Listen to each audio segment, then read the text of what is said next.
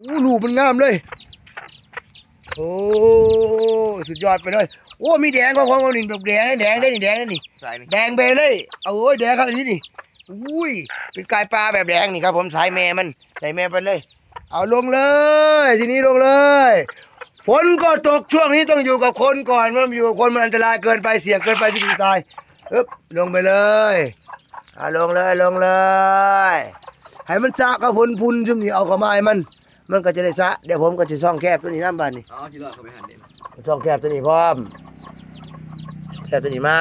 เอาเฮ้ยนับหนึ่งหน่อยจะเกี่ยวเอาได้อีกตัวดิ 3 4 5 6 6ตัว7ตัว เอาถุงยางขึ้นมาด้วยถุงยางเอามานำแน่ถุงยางที่มันปลิวมาเนี่ยให้มันเอามาเอาห้างมันไปใส่ไปเอาห้างหุบออกเลยเด้อหุบที่แจเสาแจใดก็ได้แจใดจะดึงแล้วค่อยปิดแจเสาเท่านี้กว่านั่นแหละตรงนั้นดีตรงนั้นมันเวิร์กที่สุดเลยเดี๋ยวขามาบาดเฮา เดี๋ยวพาลูกเขามา ไป